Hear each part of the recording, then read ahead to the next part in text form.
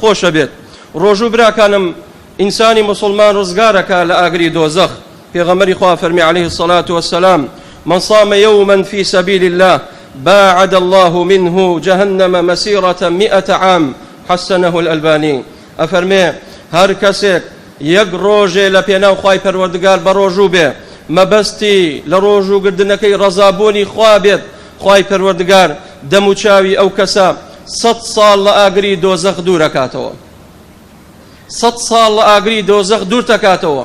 لە ڕیوایەتێکە 70 ساڵ، لە ڕیوایەتێکە پێغەمبەری خوا فەرمی عليه الصلاة والسلام خوای پەروەردگار خەندەقێک لێدا، چاڵێک لێدا لە نێوان تۆ ئاگری دۆزەخ وەکو نێوان ئەرز و ئاسمان وایە. ئاوا لە ئاگری جەهەنەم ئەتپارێزێت.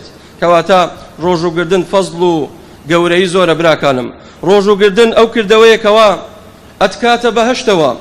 پێغەمبەری خوا عليه الصلاة والسلام لەناو سەحابەکان بوو، فەرمووی: من أصبح منكم اليوم صائما فقال أبو بكر أنا يا رسول الله صلى الله عليه وسلم، فقال: من تبع منكم اليوم جنازة، فقال أبو بكر أنا يا رسول الله، فقال: من أطعم اليوم منكم مسكينا، فقال أبو بكر أنا يا رسول الله، فقال: من عاد منكم اليوم مريضا، فقال أبو بكر أنا يا رسول الله، فقال عليه الصلاة والسلام: ما اجتمعنا في امرئ إلا دخل الجنة. پێغەمبەری خوا صلى الله عليه وسلم فەرمووی: کێ ئەمڕۆ لە ئێوە بەڕۆژووە؟ ئەبوو بەکری صدیق فەرمووی: من ئەی پێغەمبەری خوا صلى الله عليه وسلم. فەرمووی: کێ لە ئێوە ئەمڕۆ شوێن جەنازە کەوت؟ ئەبوو بەکری صدیق فەرمووی: من یا رسول الله. فەرمووی: کێ لە ئێوە ئەمڕۆ خواردنی دا بە فەقیر و هەژاران؟ ئەبوو بەکری صدیق فەرمووی: من یا رسول الله. فەرمووی: کێ لە ئێوە ئەمڕۆ سەردانی نەخۆشێکی کرد؟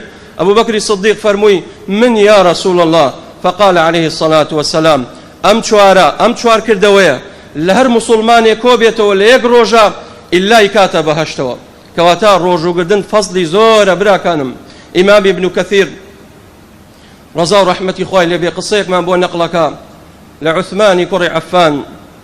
عوثمانی کوڕی عەفان براکانم سێیەم خەلیفەیە، یەشێکە لەو شەهیدانەی کەوا زوڵمی لێکرا و خەواریجەکان هاتن کوشتیان. عوثمان ڕەزا و ڕەحمەتی خوای لێبێت هاتە ناو مسلمانان، نوێژی بۆ مسلمانان کرد، نوێژی بەیانی. ئەوجا ئاوڕی لە مسلمانان دایەوە فەرمووی: فقال إني رأيت أبا بكر وعمر أتياني الليلة فقال لي: صم يا عثمان فإنك تفطر عندنا، وإني أشهدكم إني أصبحت صائما. ثم دعا بالمصحف فأكب عليه وقتلوه وهو يقرأ القرآن في سورة البقرة. بويا بيغمري خوا فرمي عليه الصلاة والسلام: من ختم له بصيام دخل الجنة. عثمان رضا ورحمة خوای لێبێت بانیانێکی خەوی بینی بۆ خەڵکەکە گێڕایەوە وفەرمووی: ئەمشەو ئەبوو بەکر و عومەر ڕەزا و ڕەحمەتی خوا لە هەردووکیان بێ هاتنە خەوم، وتیان: ئەی عوثمان، سبەینێ بە ڕۆژوو بە، سبەینێ بە ڕۆژوو بە بۆ ئەوەی تۆ فتارکەیتەوە لای ئێمە خواردن و خواردنەوەکەت بخۆی. کەواتە ئەمڕۆ تۆ شەهید دەکرێت، کۆمەڵە خەڵکانێک دێن دەستی چەپەڵ دێن شەهیدت دەکەن. بۆیە عوثمان ڕەزا و ڕەحمەتی خوای لێبێ فەرمووی: ئەوە من ئێوە ئەکەم بە شایەت ئەمڕۆ بە ڕۆژوم. عوثمان ڕەزا و ڕەحمەتی خوای لێبێ سێم خەلیفە کە مەلائیکە شەرمی لێەکە، بەڵام ئینسانی مجرم بێ بیکوژێت زوڵمی لێ بکات. دەستێکی ڕەشی لە خەواریج هاتن ئیمامی عوسمانیان لە ماڵی خۆی کوشت، قورئانی ئەخوێنایەوە بە ڕۆژوو بوو. پێغەمبەری خوا فەرمی عليه الصلاة والسلام: من ختم له بصيام دخل الجنة. هەر کەسێک ئەخیر کردەوەی ڕۆژوگرتن بێت، ئەو ڕۆژە ئەگەر بێت و وەفاتکە ئیلا ئەچێتە بەهەشتەوە، ئیلا ئەچێتە بەهەشتەوە. کەواتە برای بەڕێزم، برای مسلمانم، تۆ چیت دەوێت لە بەهەشت زیاتر؟ ئەگەر ئەو ڕۆژەش وەفاتکەی بە ڕۆژووبی، خوای پەروەردگار لە تاوانەکانت خۆشە بێت، خوای پەروەردگار ئەتکاتە بەهەشتەکەیەوە، خوای پەروەردگار بەهەشت کاتە نسیبی هەموو لایەکمان. داواکەم لە خوای پەروەردگار بەناوە جوانەکانی و بە صیفاتە بەرزەکانی، یا ربی خوای لێتە پاڕێنەوە بەناوە جوانەکانت و بە صیفاتە بەرزەکانت. یا ربی خوای ڕەحممان لێ بکەیت، بەختەوەری هەردوو دنیامان کە یا رب العالمین. یا ربی خوای ڕۆژووی مانگی ڕەمەزانت لێمان قبول کرد بێت. یا ربی خوای قیاممان لێ قبول کە یا رب العالمین. یا ربی خوای ئەوەی ئەیکەین لە پێناو تۆ بە یا رب العالمین بشي كسي تريتيان بي يا رب العالمين.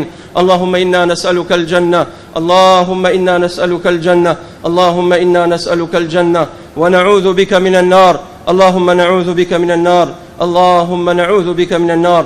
اللهم اغفر لنا ذنوبنا، اللهم اغفر لنا ذنوبنا وإسرافنا في أمرنا وثبت أقدامنا وانصرنا على القوم الكافرين. سبحانك اللهم بحمدك أشهد أن لا إله إلا أنت، نستغفرك ونتوب إليك.